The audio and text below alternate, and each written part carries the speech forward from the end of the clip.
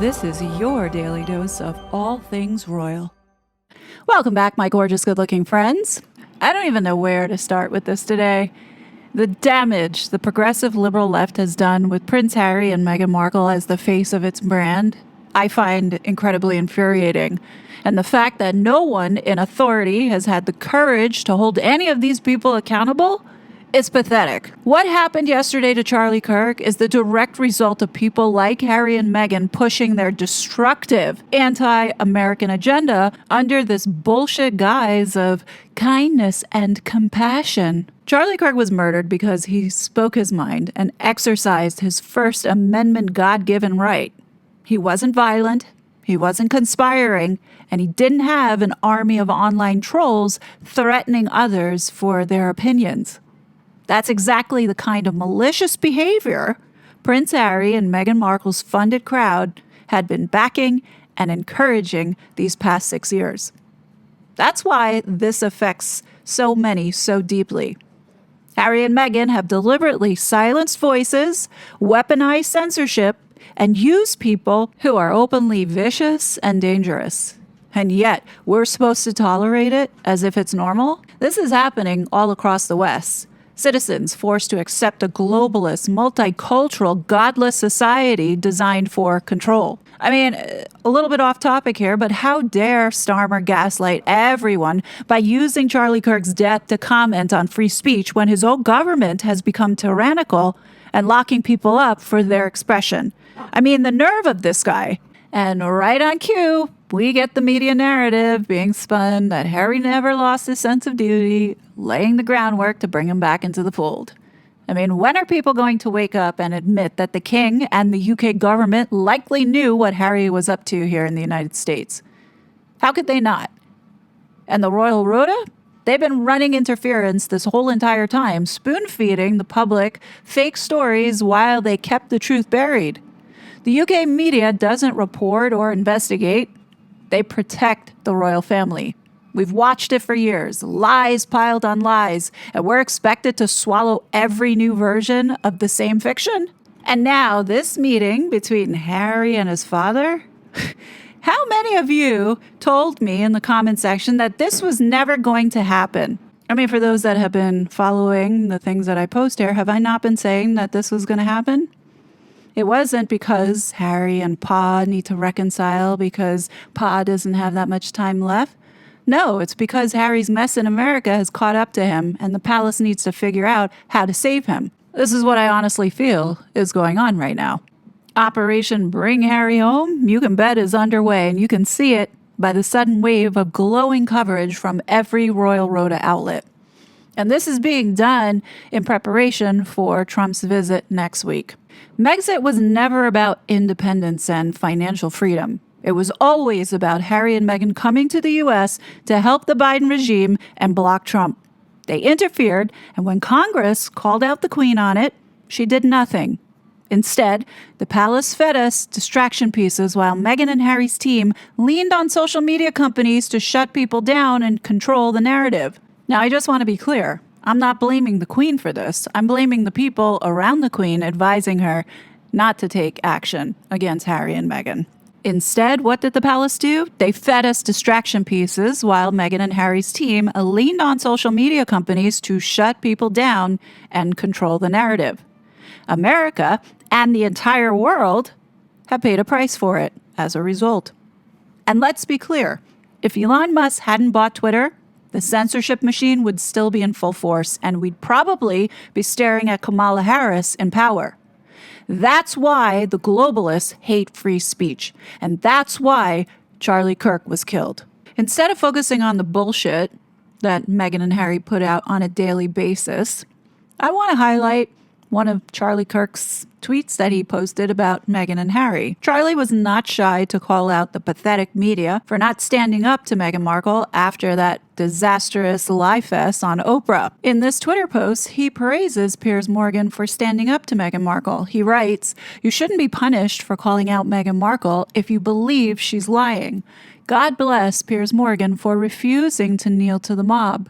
Plenty of American journalists could learn from his courage." Remember, at that time, Meghan had her people call ITV to get Piers Morgan fired, all because he expressed his opinion that he didn't believe that Meghan was suicidal. And let's not forget, the Sussex Squad terrorists were online finding anyone who countered or shared the same opinion that Piers Morgan had. The Sussex PR machine and the palace are trying to rehabilitate Prince Harry's brand. I'm not going to let people forget the type of malicious and evil person that not only Harry but his bitch wife were. In 2021, there were so many people that Harry and Meghan had affected negatively. They hurt their family as well as they hurt many unsuspecting innocent people online, all because they couldn't handle any type of criticism. These two cowards felt that it was easier to silence and suppress rather than have open debate and address why people would be questioning Meghan and her moon bump or any of the other million lies that these two have told. And what is really ticking me off now is seeing the media acting as if the last 5 years never happened. I want you to go ahead and take a listen to this clip that I had of Charlie Kirk talking about Meghan Markle the day after the Oprah Lie Fest. You know, the one where she accused the royal family of being racist. He goes ahead and he pretty much calls these two out for what they are. And this pretty much defines the left party, as what I've been saying all along. Feels like a safe one. Meghan, you are now allowing your feelings,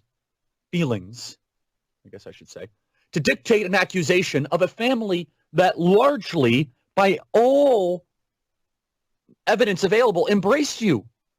What an unbelievably ungrateful person you are. No gratitude. Perfect leftist, no gratitude. Now, Piers Morgan, who's all over the place. Piers Morgan is like Lindsey Graham. Some days Piers Morgan is excellent. Other days he's just completely off the reservation. So let's go to cut 9 of Piers Morgan reacting to this clip, which I think is Piers Morgan at his best. Play cut 9. Okay, well, who said that?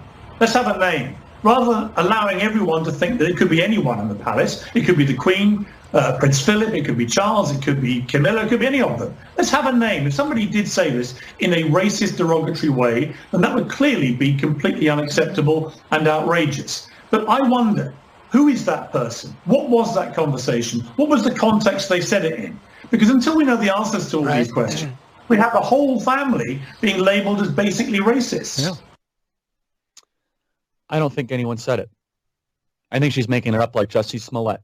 I think somebody said something completely different in a different category, and she's using it now to go make people feel sorry for her. Now, what bothers me the most about all this is actually not Meghan Markle and Prince Harry. We know Prince Harry is a metrosexual beta male and really is lacking in almost all testosterone. And we know that Meghan Markle is a tradition-destroying leftist who's self-indulgent. We know that. That's not exactly breaking news. What bothers me the most is the third person in this interview. That's what bothers me. What bothers me is Oprah. However this all plays out, we can't let what happened go, because then Charlie's death would have been in vain. And I think it's on all of us to now use our voice, because this is something that clearly these lunatics want to take away. It's either you sit back and allow them to take it or go down with a fight. And I'm calling you out, Prince Harry and Meghan Markle, because we'll not forget what you continue to keep doing to all of us. Harry and Meghan point blank lied about everything, and the people behind helping them also lied. You mean to tell me that the royal family didn't know anything about what these two were up to? I find that really hard to believe, especially since they have so many people that were connected to the institution before they left. Look, I know that we're all so sick and tired of seeing Harry and Meghan in the media with all these bullshit articles and stories that are being pumped out. A lot of it is part of this scam that they have been running. Because the stuff that they don't want us looking at, like the work that Harry and Meghan have been doing with the UN, the work that they have been doing with pushing policy and funding advocacy groups that are lobbying for, our regulations here in the United States to encroach onto our civil rights. That's the stuff that's important that we need to be paying attention to, because what happened to Charlie Kirk yesterday is going to happen again if these lunatics continue to keep holding power like this with no accountability. That's the issue that I have with Harry and Meghan, and why I won't stop talking about them, because of the harm that they have caused to so many these past 5 years. We can't forget the harm that was caused to so many of us that dare to speak up and out about this couple and the lying that was going on. Look, what happened to Charlie yesterday was truly horrific and tragic, but I hope that people are starting to wake up and start to recognize that we are dealing with an evil that needs to be rooted out.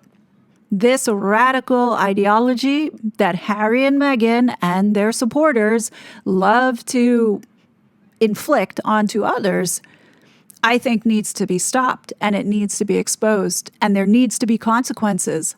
And I'm not going to stop talking about what Harry and Meghan did, because it contributed to the problem that we are currently facing today. And that is the inability for people to debate civilly and instead have to resort to violence. And this is where we are. I think it's really important that we don't forget people like Christopher Boozy, Sarah Data, Omid Scobie, Shouty Shola, and many others that participated in the gaslighting and harmful rhetoric in efforts to not only psychologically harm others online, but also in hopes to getting them to snap to make a story out of it, to justify why we need all this regulation. Look, I know I sound like a broken record, but we have to keep talking about it until action is actually taken against them and justice is being served.